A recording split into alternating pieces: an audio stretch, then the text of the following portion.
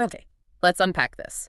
Today, we're diving into a genre that shapes so much of the music we hear daily. I mean, from the biggest pop anthems to the most experimental soundscapes, White. electronic music. Right, it's everywhere. It really is. And it's a field so vast, so pervasive, that its very origins and, the foundational figures often remain a surprising mystery. Absolutely. And you, our listener, you want to get well-informed quickly but thoroughly, and this topic feels ripe for just that kind of deep exploration.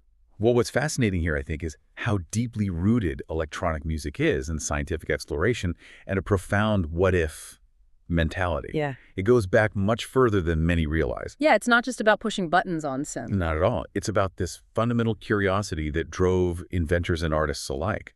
So our mission in this deep dive is really to trace the genre's evolution, shine a light on its unsung heroes and pivotal moments. And show how knowledge, when you truly understand and apply it, can shape entire artistic fields in ways nobody could have predicted. And to guide us through this pretty intricate history, we've pulled from a really diverse stack of sources. We have, yeah. It's quite a mix. We've got the sweeping historical overview from the electronic music Wikipedia entry, which kind of gives us the chronological backbone. The big picture. Then we'll zoom in on specific, often overlooked insights from electro queens and digital divas who pioneered electronic music from messy chic. Which is fantastic for highlighting those often missed contributions. Definitely. And an incredibly personal perspective from the Terry Riley Lighting Up Nodes interview on Interview. Oh, that's a great one. Really gets inside his head. We'll also dip into who really invented the synthesizer from Perfect Circuit for some tech specifics. Yeah, clarify some of those origin stories. And even a lively Reddit discussion from electronic music, which helps contextualize how fans perceive and, seek out this music today. It's a journey from the lab bench to the global stage, really. It absolutely is. Okay, so before we dive into this intricate history, it feels important to lay some groundwork. Like, when we talk about electronic music, what exactly are we encompassing? Is it just synths or something much broader? That's a crucial starting point, yeah, because electronic music is indeed a much wider umbrella than many assume. Broadly, we're talking about any music that uses electronic musical instruments or relies on circuitry-based technology and software, or even general-purpose electronics like computers in its creation. Okay. And within that, there's a vital distinction to make. You've got purely electronic instruments, things like an oscillator, a theremin, or a synthesizer, where the sound is generated entirely from circuitry. No moving parts making the initial sound. Exactly. They don't need any mechanical parts to vibrate first. But then you have electromechanical instruments. These do have mechanical parts like strings, hammers, reeds that generate acoustic sound waves first. Right, like an electric guitar pickup or a Rhodes piano. Precisely. They use electric elements like magnetic pickups and amplifiers to convert those acoustic waves into electrical signals, process them, and then convert them back into sound for us to hear. Think of the telharmonium, a Hammond organ, or an electric piano. That distinction is absolutely critical, isn't it? Because it sets the stage for how sounds were initially created and manipulated. It really does. And beyond just pure electronic or electromechanical, we also have electroacoustic music. This aspect really emphasizes the integration and modification of sounds from the natural world. So taking recordings of, like, birdsong or traffic? Yeah, exactly. Taking a recorded sound, like the rush of waves on a beach or bird calls, captured via microphones, and then using tape recorders or later digital samplers to modify and integrate them into a musical composition. So right from the very beginning, it wasn't just about making totally new artificial sounds. Not at all. It was also about blending the organic with the synthetic, transforming existing sounds into something entirely new. It's this creative modification of found sounds that forms such a core part of its early history. Okay, now that we have our definitions sorted, let's travel back. Late 19th, early 20th centuries, the true dawn of electrical sound. What were some of the very first electronic musical devices? And how ambitious were these early inventors? Oh, the early devices were incredibly ambitious. Almost startlingly so, even if they seem rudimentary now. The telharmonium, developed right at the end of the 19th century by Thaddeus Cahill. That's a prime example. This thing was massive, wasn't it? Took up whole rooms. Huge. And it wasn't just some quirky invention. It was designed to synthesize the sound of several orchestral instruments with remarkable precision for its time. But what's truly astonishing is its commercial vision. The streaming aspect. Exactly. It attempted to stream music through telephone networks. Imagine at the turn of the century getting music delivered directly to your home or restaurants via telephone lines. It's mind-boggling, like predicting Spotify 100 years early. It fundamentally reimagined music delivery. It hinted at streaming services decades before the internet, proving that the vision for ubiquitous music access predates modern tech by a long shot. It forced people to consider music not just as live performance, but as a utility, a service. And these early technological developments weren't happening in a vacuum, were they? They were paralleled by a growing philosophical shift in the arts. What were critics and artists saying about the potential of these new sounds? Precisely. Critics of conventional music, well, some of them immediately saw the promise. Figures like Ferruccio Busoni, a prominent Italian composer, were keenly interested. In his influential 1907 sketch of a new aesthetic of music, he encouraged composing with microtones. Which electronic instruments suddenly made possible. Right, and he boldly predicted the future use of machines in music. This wasn't just about new sounds, it was about expanding the very grammar of music, breaking free from traditional Western scales. And then the futurists took it even further. Oh yeah, even more radically. The futurists, with Francesco Bollio-Portella and Luigi Russolo, pushed these ideas hard. Their 1913 manifesto, The Art of Noises, advocated for compiling music using acoustic noise to evoke the sounds of machinery. Embracing the industrial soundscape? Totally. They famously wrote about presenting the musical soul of the masses, of the great factories, of the railways. They truly predicted the expansion of timbre that electronics would allow, laying down a new aesthetic that embraced industrial sounds as legitimate musical material. So from those massive early electrical devices, we move into the 1920s and 30s, which you could call the tube era. How did the development of the vacuum tube change the landscape for electronic instruments? And how did composers start using them? The vacuum tube was a genuine game changer. It allowed electronic instruments to become much smaller, amplified, and just far more practical for actual performance. So things could actually leave the lab, potentially. Exactly. This is when instruments like the theremin, the Ontes Martinet, and the Trautonium began to emerge and became commercially produced by the early 1930s. And composers started integrating them into orchestras. They did. People like Joseph Schillinger and Maria Schöppel started writing parts for them. What's interesting is that initially, they often assigned them parts that would typically be played by string instruments. So using the new tech to sort of mimic the old sounds at first? Kind of, yeah. It was a fascinating phase. But instruments like the theremin, with its eerie hands-off playing, or the Ondes Martinet with its haunting, almost vocal-like tones, they quickly found their way into various musical contexts, hinting at their future potential for truly unique expression. And it wasn't just the instruments themselves evolving. Recording tech was moving forward in parallel, right?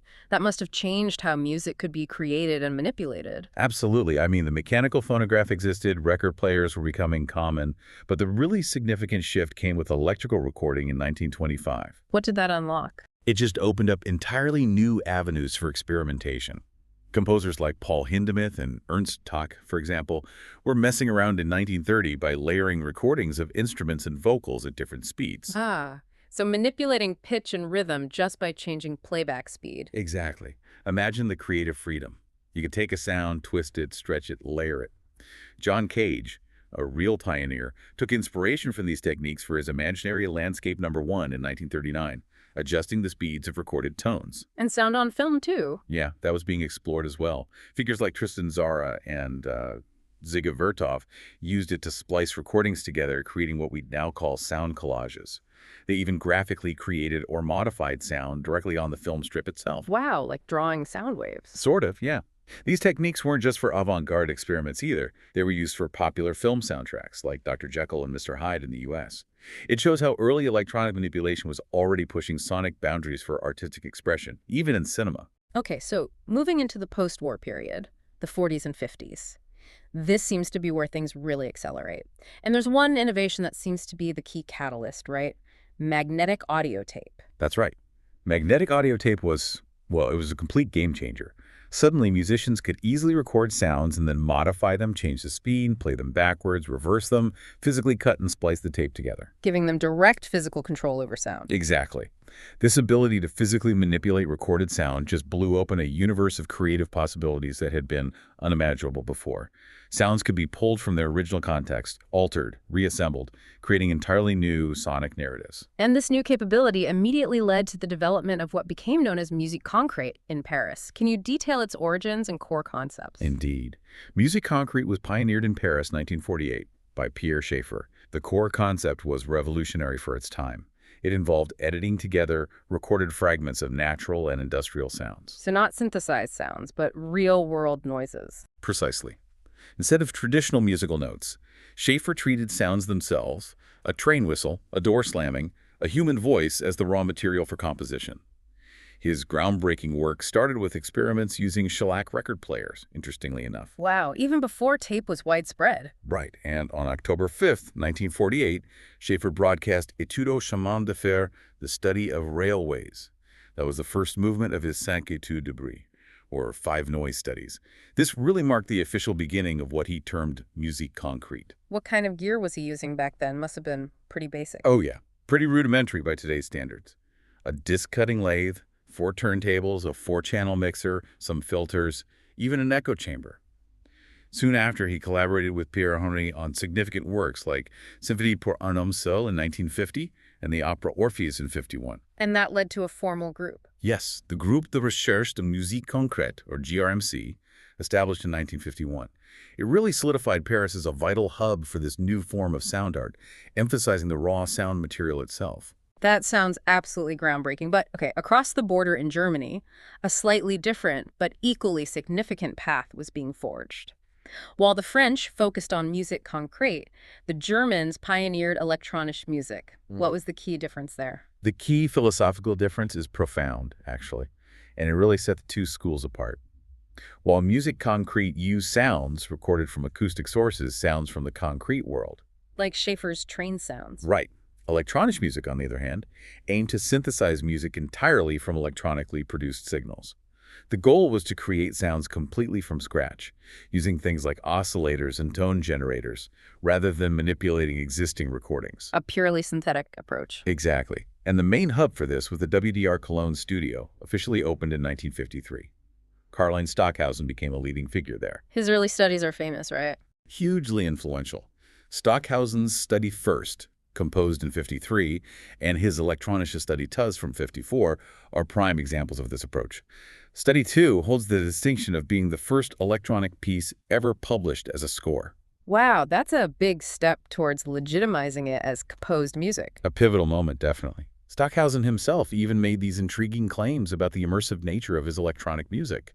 He said listeners often reported experiences of outer space or sensations of flying or being transported to a fantastic dream world.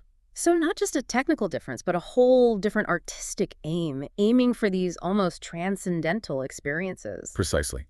A distinct artistic vision for how electronic sound could evoke new, ethereal, and imaginative landscapes for the listener.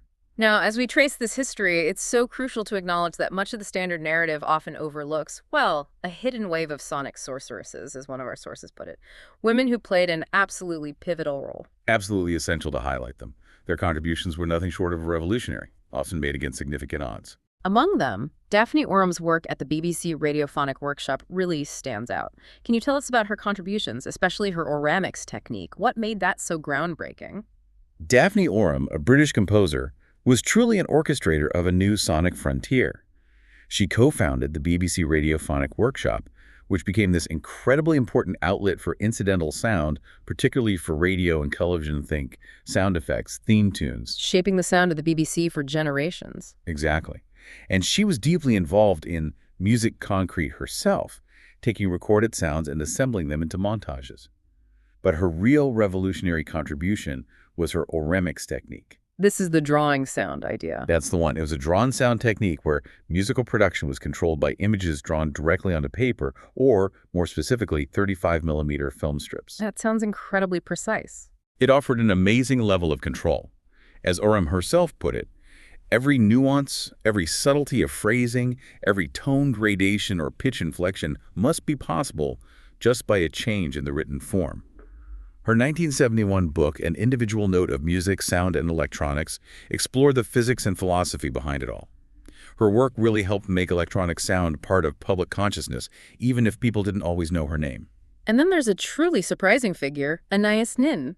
We know her as this renowned diarist, but she was also involved in electronic music, producing some pretty out-there recordings. Yes, it's fascinating to find her in this context. She was definitely a jack of all trades. Her 1952 track, Bells of Atlantis, is apparently quite something. One source said it could give today's Coachella-bound DJs a run for their money. Huh. That's quite a claim. It is. It's remarkable to think of her, known for her literary output, being right there at the forefront of electronic sound experiments. Her work in this realm was a collaboration with the pioneering couple Bebe and Louis Barron. Ah, the Forbidden Planet composers. The very same. Their 1956 soundtrack for Forbidden Planet holds the distinction of being the first fully electronic score for a major film. Nin's involvement with them showcases how early electronic music found a natural home in the burgeoning sci-fi genre, perfect for evoking those alien landscapes and abstract moods. It wasn't just background music, it was core to the atmosphere. Moving on, we have the incredible story of Else Marie Pade, not just the first Danish electronic composer, but also a World War II resistance member. How did her unique life experiences feed into her innovative musical approach? Pade's story is truly unique, almost cinematic. Bedridden as a child, she developed this intense way of listening, learning to make oral pictures of the sounds around her, an early form of deep listening, you could say, an innate sensibility for sound as representation. And her time in prison during the war. While imprisoned by the Gestapo, she actually scratched out musical scores on the cell walls. After her liberation, she heard a radio program about musique concrète and Pierre Schaeffer, which was a revelation. It led her to travel to Paris to study with him. Wow, so her wartime experiences directly led her to electronic music. It seems that way. Her compositions are fascinating. For example, her version of The Little Mermaid, featured real life recorded above water, sounds contrasted with purely electronic underwater sounds, a really imaginative blend of the acoustic and synthetic. And she tackled heavy themes, too. Absolutely. Her powerful 1970 piece, Face It, is hauntingly effective. It repeats the Danish phrase, "Hitler is not dead," over and over. It really demonstrates the genre's capacity for powerful social and political commentary stemming directly from deeply personal and historical trauma. Finally, Laurie Spiegel, an American composer who seems to effortlessly straddle both the creative and the technical sides. A leader in New York's new music scene, but also a developer of algorithmic composition software like Music Mouse. What's compelling about her approach? Laurie Spiegel's work, particularly with algorithmic composition at places like Bell Labs, was truly groundbreaking. Her creation of Music Mouse in the mid-'80s was huge because it democratized access to generative music. It let more people explore complex musical structures relatively easily on personal computers, like the Macintosh and Amiga. Making complex tools accessible. Exactly. And her philosophy on automation is really key. She said, "I automate whatever can be automated to be freer, to focus on those aspects of music that can't be automated. The challenge is to figure out which is which." That's a great perspective, knowing what the machine can do and what needs the human touch. Precisely. Her dedication to combining human artistry with technological assistance is clear in her work, and her reach is incredible. Her version of Johannes Kepler's Harmonices Mundi, created using synthesis, was included on the Voyager Golden Record sent into deep space in 1977. Her music is literally out there among the stars. Literally. And more recently, her song Sediment was featured in the Hunger Games film. What these pioneers consistently showed us, often working in the shadows, is that radical innovation often emerges when you blend seemingly disparate fields. Their diverse paths underscore that creativity flourishes when boundaries blur. They really redefine the composer's role in an age of emerging tech. As electronic music began to take shape in these pioneering labs, it wasn't just localized in Paris or Cologne. The 1950s saw electronic music hubs flourishing independently across the globe. How did these various centers contribute? Let's start with the U.S. Okay, in the United States, a crucial figure was Vladimir Usichevsky at Columbia University. Around 1952, he had this profound realization. The tape recorder, usually just for recording concerts, could itself be treated as an instrument of sound transformation. Seeing the tool in a new light. Exactly. He immediately started experimenting, finding new sounds, just by superimposing recordings of instruments. His public demonstrations with Otto Luening in '52 were apparently met with awe, people hailing their creations as the music of the future. And this led to a major center. It did. It quickly led to the establishment of the Columbia-Princeton Electronic Music Center. And in 1958, They acquired the RCA Mark II sound synthesizer. This was a monumental machine, the first truly programmable synthesizer. The size of a room, again? Pretty much. It became central to the work of prominent composers like Milton Babbitt, but also Halim Eldab. Eldab is interesting, an Egyptian composer working in the U.S. Right, and he'd actually developed early electronic tape music way back in 1944 in Cairo. His 1959 series, Layla and the Poet, stood out. It fused electronic sounds with folk music influences, offering a really different vibe from the more mathematical approaches of some contemporaries. And his work influenced artists from Frank Zappa to the West Coast pop art experimental band later on. Okay, over in the USSR, electronic music also developed its own unique characteristics, often with that distinct space-age aesthetic, right? Yeah, the Soviet contributions were definitely influenced by their advancements in space technology during the Cold War.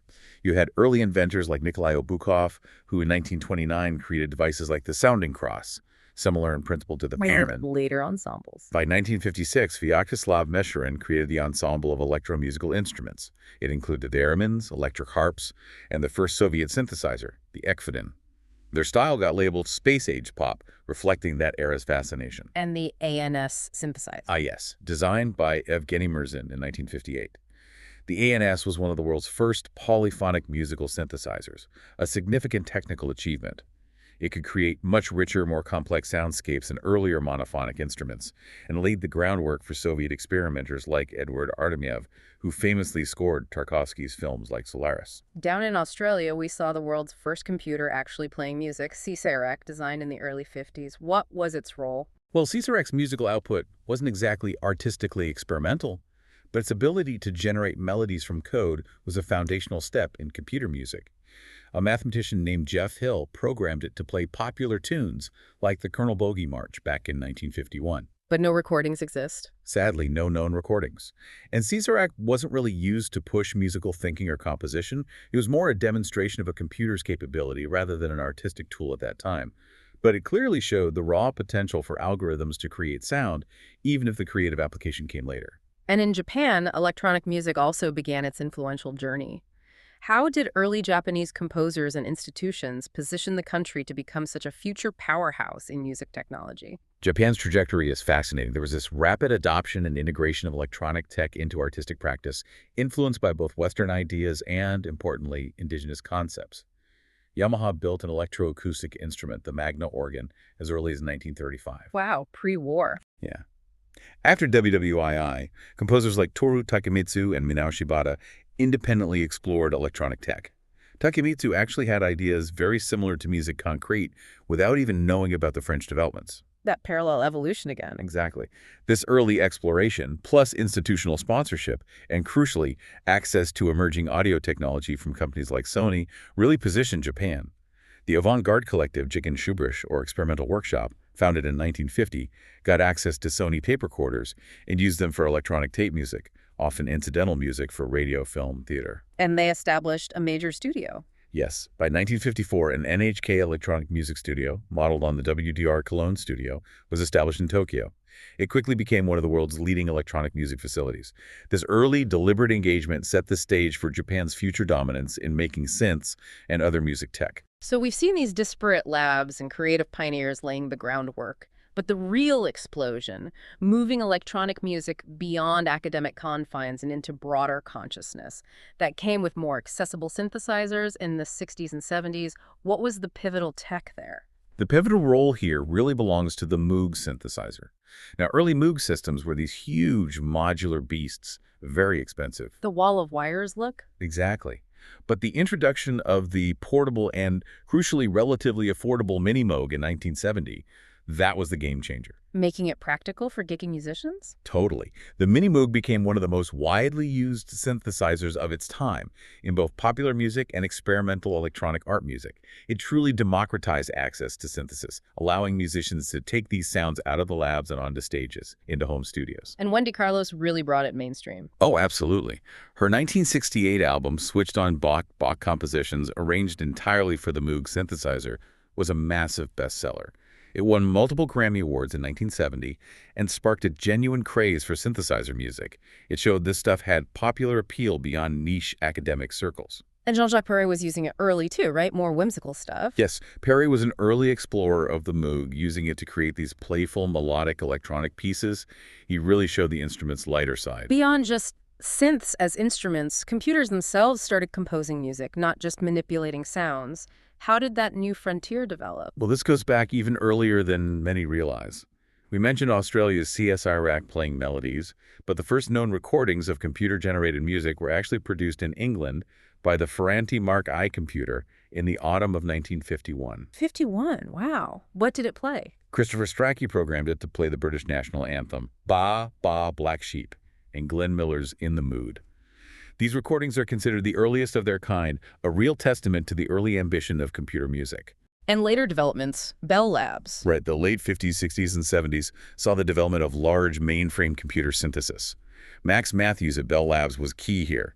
He developed the hugely influential music programs, culminating in Music V in 1967, basically a direct digital synthesis programming language. Laying the foundation for digital audio software. Absolutely. And Laurie Spiegel, who we mentioned earlier, her algorithmic composition software Music Mouse, released in '86, continued this legacy, making sophisticated generative music tools accessible on personal computers. And Iannis Xenakis took a different path with math. Yes, Xenakis, the Greek-French composer, pioneered what he called stochastic music. He used mathematical probability systems, often run on computers, to compose pieces like ST4 for string quartet or MySense Alpha using his UPI system, which translated graphical images into musical results. It showed how composers were integrating chance and logic, moving beyond traditional notation. As electronic music progressed, rhythm became increasingly central. This led to innovations like drum machines, turntablism, and the massive influence of dub music. How did these elements emerge and shape the sound? Early Japanese innovations were really significant here for rhythmic devices. Yukotaro Kakehashi, who founded Ace Tone in 1960, developed his version of electronic percussion, leading to the R1 Rhythm Ace in '64. Korg followed with the Donkamatic DA-20 in '63, an electromechanical drum machine. The precursors to the classics. Exactly. Kakehashi later founded Roland Corporation in 1972, a company that would have an immense impact. Roland synths and drum machines, particularly the iconic TR-808, released in 1980. The 808, still legendary. Foundational. Used famously by Yellow Magic Orchestra Marvin Gaye for sexual healing, Africa Bambaataa for the revolutionary track Planet Rock. That machine became a cornerstone of so many electronic genres. And turntables became instruments too. Simultaneously, yeah. The Technics SL1200 direct drive turntable, invented by Shuichi Obata in 1972, revolutionized DJing. Its quick startup, pitch control, and durability made it perfect for hip-hop DJs. It transformed the turntable from just a playback device into a visible, virtuosic musical instrument. Which connects to dub, right? Absolutely. This brings us to the profound influence of Jamaican dub music, emerging in the '60s from sound system culture. Engineers like the legendary King Tubby and Lee Scratch Perry, they experimented with tape-based composition in ways that echoed music concrete. How so? They emphasized repetitive rhythms, often stripping tracks down to bass and drums. They manipulated space electronically using reverb and delay. They processed pre-recorded tracks, creating versions or remixes. And they invented techniques like DJ toasting, talking, or chanting over instrumental tracks, which directly foreshadowed rapping and live electronic performance. So that whole culture of remixing, scratching, comes from dub? A huge amount of it, yes. It profoundly influenced hip-hop and electronic dance music, showing how limited equipment in the hands of creative engineers could lead to musically cutting-edge innovations that resonated globally. Okay, so all these individual technologies and innovations seem to converge in the 1980s with the digital revolution, epitomized by MIDI. How did MIDI truly revolutionize music production? MIDI musical instrument digital interface truly revolutionized things by standardizing how different electronic instruments and computers talk to each other. Sure. Efforts began around 1980 with major manufacturers like Sequential Circuits, Oberheim, Roland. Getting everyone on the same page. Basically, yeah. It culminated in the final MIDI Specification 1.0 in August 1983. This meant a single keystroke on one keyboard could trigger sounds on multiple synths, or a computer could precisely control an entire studio, setup sequences, drum machines, everything synchronized. Making complex setups manageable. And affordable. It made powerful synchronized control accessible. This era also saw the emergence of mass-produced digital synthesizers like the Yamaha DX7, released in '83. The DX7 sound is so 80s. Totally iconic. It became one of the best-selling synthesizers of all time, known for those bright, metallic FM synthesis tones. Alongside this, early digital samplers like the Fairlight CMI from '79 started appearing, letting musicians record any sound and play it back musically. Opening up infinite sonic possibilities. Pretty much. And software like Miller Puckett's Max further enhanced this digital ecosystem, enabling real-time MIDI control and algorithmic composition for more people. It fundamentally reshaped how music was conceived, created, and performed. With all these advancements, electronic music finally began to truly hit the mainstream, permeating popular music from the late 60s through the 80s. Can you give us a sense of just how pervasive its influence became? Well, the permeation was undeniable. Even back in the mid-60s, pop and rock acts started dipping their toes in. The Beatles used tape loops and reverse speed-manipulated sounds on Tomorrow Never Knows in '66 that really ushered in a new era for electronics and rock. The Doors, the Monkees too. Yeah, the Doors used a Moog on Strange Days in '67. The Monkees used one on their album Pisces, Aquarius, Capricorn, and Jones, Ltd. Pioneering electronic rock bands like Silver Apples and Gong started melding psychedelic rock with oscillators and synths. Then that instrumental track Popcorn by Hot Butter was a huge worldwide hit in '72. And prog rock embraced synth heavily. Massively. Bands like Pink Floyd, yes, Emerson, Lake and Palmer integrated the Moog deeply into their sound. And the influential krautrock scene in Germany, Kraftwerk, Tangerine Dream, Can, New Acre, plus figures like Brian Eno was a major influence on subsequent electronic rock and ambient music. Film scores too, you mentioned Carlos earlier. Right. Wendy Carlos, after Switched on Bach, scored A Clockwork Orange, The Shining, Tron. Georgiana's score for Midnight Express in '78, and Vangelis's for Chariots of Fire in '81 both won Oscars, cementing electronic music's place in cinema. And then synth pop just exploded. Completely exploded in the late '70s, early '80s. Bands like Ultravox, Yellow Magic Orchestra in Japan, The Bugles with Video Killed the Radio Star, Gary Newman, Orchestral Maneuvers in the Dark, Depeche Mode, The Human League. They defined the sound of the era. Using synths, sometimes exclusively. Sometimes, yeah. MIDI and digital audio made purely electronic sounds much easier. But often, synth-pop bands had keyboardists alongside traditional rock instruments. The influence was so pervasive that even hard rock and heavy metal bands jumped on board. Think Van Halen's Jump in '83 or Europe's The Final Countdown in '86 with those massive synth riffs. It just showed electronic music's undeniable global reach and genre-crossing power. Okay, now that we've journeyed through the broad history, let's zoom in on an individual who, for many, is just such a pivotal figure in this story. Terry Riley, a true pioneer of minimalism, a master of take loops. His journey seems to embody so much of what we've discussed. What does his individual story tell us about that spirit of innovation? Terry Riley's impact is just immense. His seminal 1964 composition in C, it's not just a landmark of minimalism with those interlocking, pulsing, repetitive patterns. It continues to influence countless musicians today. It really introduced a new way of thinking about musical structure and collaboration. And his tape loop work started really early. Way back in the 1950s, he was one of the very first to systematically experiment with the possibilities of tape loops. His early explorations played a paramount role, really, in setting the stage for virtually everyone who integrated looping into their recordings and performances since. And his influence went beyond the avant-garde. You mentioned The Who. Oh, yeah. Probably the most famous example is The Who's Bobo O'Reilly. Pete Townsend explicitly played those iconic organ parts inspired by O'Reilly's 1969 album, A Rainbow in Curved Air. And the title itself is a nod. Wow. I never knew the title connection. Yeah. Bands like Gong, Soft Machine, Tangerine Dream, even the band Curved Air, which named itself after his album. Yeah. They've all cited him as significantly affecting their approaches. Plus, Riley had early associations with other key avant-garde figures like John Cale, Pauline Oliveros, Lamonte Young. He was right there in the thick of it. What's really captivating about Riley's approach to technology is his hands-on experimental relationship with it, almost entirely driven by this what-if principle. Yeah. Can you give us some examples of how he pushed the boundaries of simple equipment?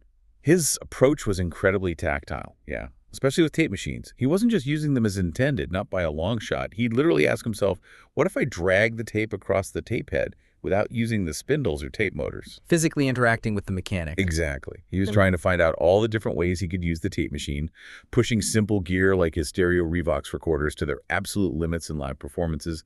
He'd switch back and forth between channels, feed material backwards, even create percussive sounds just by turning the knobs rapidly. So the machine itself became part of the performance. Totally. This experimental physical engagement defined his early sound. He developed pieces like Poppy No Good and the Phantom Band this way, live, before taking them into the studio. Where did that name come from?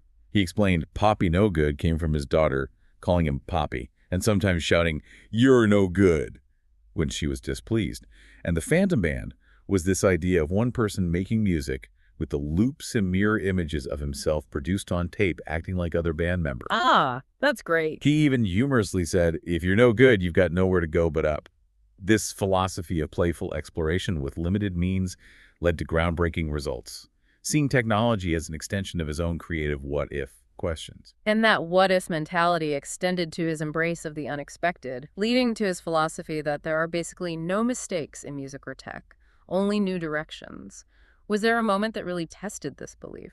Oh, vividly tested. Right. In what Riley describes as his most dramatic concert moment.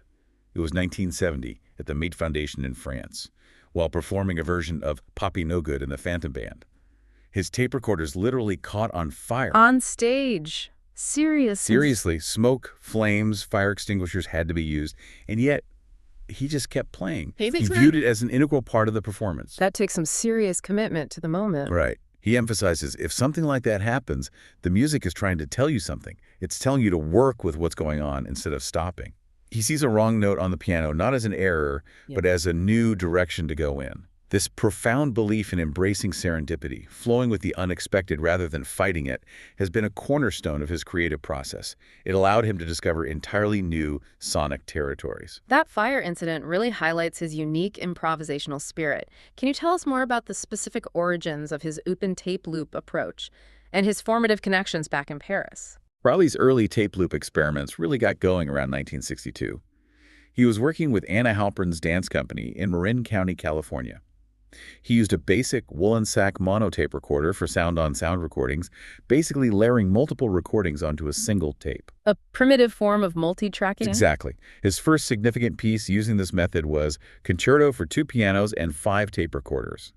For this, he borrowed 4 more woolen sacks, each running a different loop, to create this primitive, multi-track setup for a live performance with Lamonti Young. Must have been chaotic to manage live. Oh, I bet. Yeah. There's even an amusing anecdote from a live KPFA radio broadcast recording of his piece, Music for the Gift, where the narrator inadvertently talked over the beginning, not realizing the ultra-quiet performance had started.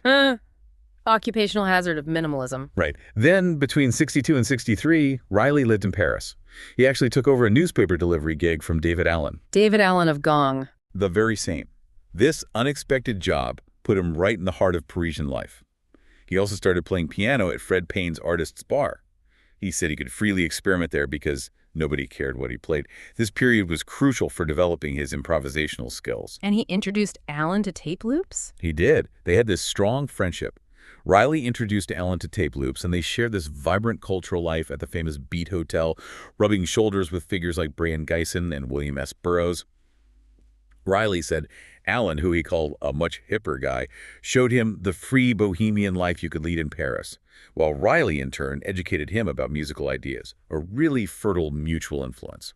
Beyond these early explorations, Riley's journey was profoundly shaped by transformative encounters with other musicians and mentors, particularly John Cale, Don Cherry, and maybe most significantly, Pandit Pran Nath.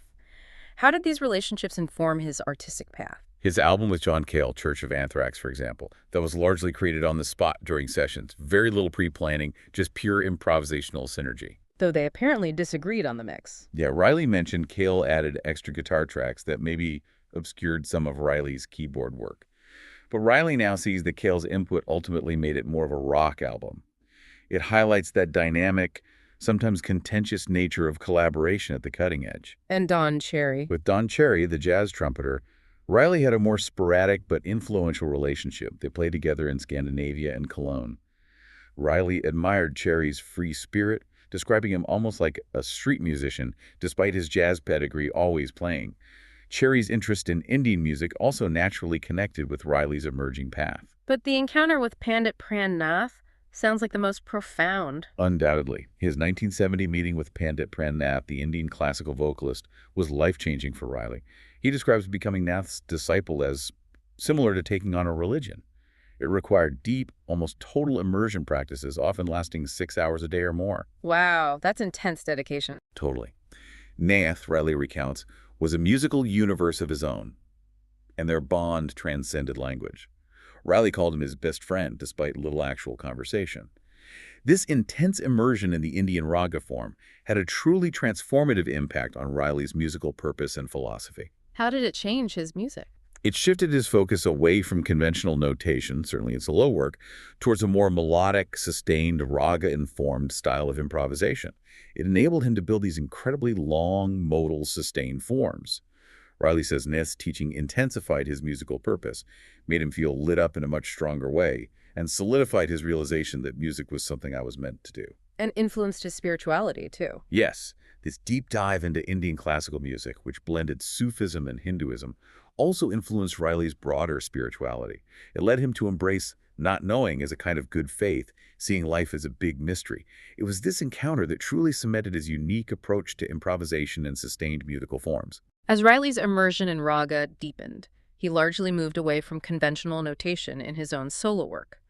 But his collaboration with the Kronos Quartet marked a significant return to more formal notation, and interestingly, a stronger focus on storytelling. How did that partnership evolve? That's right. His partnership with the Kronos Quartet began back in 1978, largely thanks to the persistence of David Harrington, their first violinist. Harrington basically insisted that if Riley was going to write for the quartet, he needed to provide fully notated scores. A different way of working for Riley at that point. A huge shift, yeah. Harrington called it a crucial point. It forced Riley to make all the compositional decisions up front, rather than relying on improvisation within a structure. But Riley found it wasn't a step backward. He described it as a slow-motion experience that allowed him to examine musical ideas in more detail, revealing elements that might have bypassed him during improvisation. So notation became a tool for deeper exploration. Exactly. He found he had more time to consider the many directions a musical idea could go. And this led to more story-driven works. His first major piece for Kronos, Cadenza on the Night Plane, was based on Native American folklore. Similarly, Salome Dances for Peace, this epic 5-quartet cycle, was conceived as a ballet scenario, complete with detailed ideas for dances and settings. It shows a deliberate evolution where narrative began to feed strongly into his musical stream. Their partnership has yielded some monumental works, often infused with deep personal meaning. You mentioned Sun Rings and Requiem for Adam. Yes, Sun Rings started as a NASA commission using space sounds, but after 9/11, its focus shifted towards themes of understanding and compassion. Riley added a choir to reflect the human element. It became this huge team effort, integrating visuals and modifying space sounds into instruments. And Requiem for Adam? A deeply personal piece from 1998, written for David Harrington after the tragic death of his young son, Adam. Kronos had previously commissioned requiems for other losses within their circle. Riley incorporated elements reflecting Adam's preferred music, punk, dark, edgy stuff, while aiming for an overall feeling of ascent, a spirit turning into light, using high registers and harmonics. How did he capture the shock of loss? The opening movement, Cortejo Funebre in El Monte Diablo, is described as shockingly loud and clangorous to communicate that suddenness. It connects to Riley's own homegrown spirituality, rooted in Eastern thought and ragas, his desire to embrace the mystery of our existence. And he wrote for their anniversary, too. Yes, for Kronos' 40th anniversary, he composed the Cirquent Rhizodome, a 10-minute piece he said was spontaneous, written very fast, expressing the sheer joy of working with them. It's got high energy but also poignant moments. Riley deeply values their collaborative process, how they're very critical of each other but never take it personally. He says he learned an awful lot about writing quartets from them, expanding his understanding of string techniques. He loves the humanity and family aspect of the group. Beyond Kronos, Riley's prolific output continues today with recent concertos and an evolving creative process. What are some recent significant works? Well, his 2010 concerto, the Palmian Chord Riddle, was written for Tracy Silverman's unique 6-string electric violin, an instrument Riley calls magnificent sounding. The piece is structured as a dialogue between the solo instrument and the orchestra, with the orchestral music kind of growing organically from the violin sound. And the title came from a dream. Apparently, yes. He dreamt he was told he was writing in the Palmian mode. Another major recent work is At the Royal Majestic, a concerto for the organist Cameron Carpenter and pipe organ. Premiered at Disney Hall with its 6,500 pipes. Riley describes it as like having 2 orchestras. Wow. That must be sonically massive. Huge. He structured the orchestra to interact with the organ pipes, noting Carpenter's extraordinary virtuoso skill and rock kinetic energy. He called writing it akin to getting an elephant to walk a tightrope, demanding immense precision from the orchestra. He also released his Autodreamographical Tales album. How did that project emerge, and what does it reveal about his philosophy, particularly on humor? Autobiographical Tales is this really personal and theatrical piece. It emerged directly from his dream journal from 1996. He interspersed spoken stories from his dreams with music, creating what he calls an autodreamography, not an autobiography. Letting the dreams guide the music. Exactly. Each dream sparked musical ideas. It's a multifaceted project, and it addresses the misconception that he's always extremely serious. Riley emphasizes that humor makes the universe bearable and is actually a profound way to understand the mystery of life. It's maybe a wry humor, but it underpins his worldview, acknowledging that life is playing tricks on you all the time. And he plays with his son, too. Yes, he speaks of this incredible musical telepathy with his son Guyan, who's also a composer and guitarist. Playing together is like an extension of myself, he says. He notes Guyan's upbringing around legendary musicians definitely contributed to his talent. Finally, what does Terry Riley, a man who's witnessed so many shifts, think about the modern music industry and his own enduring passion now in his late 80s? He reflects on the incredible technological shifts he's seen from stereo to multitrack and now to infinite tracks in digital production. But he also expresses real concern about the gray area of intellectual property rights. Sampling, unauthorized releases. Exactly. He notes how it's making income uncertainty a significant challenge for musicians. While many musicians are pessimistic, Riley maintains that they have always managed to do it, finding ways to supplement their income. He calls being a musician a survival field, essentially. And his own legacy, how does he view it? He finds his age, hitting 80 and beyond, somewhat unreal, an imaginary boundary. He feels a sense of urgency now, calling this period the tale of the dog, a phrase he learned from Pandit Pran Nath. His focus is on finishing older projects, like his opera The St. Adolph Ring, based on a schizophrenic artist. It was performed, but never fully notated. So documenting the work for the future. Right. He feels a strong need to score these works so they can be performed by others. But his forward momentum, he says, comes from new ideas constantly emerging. The music doesn't let me languish. It's the one thing in life I feel totally in love with. This unwavering passion, not any external drive, just keeps propelling his creative output. Wow.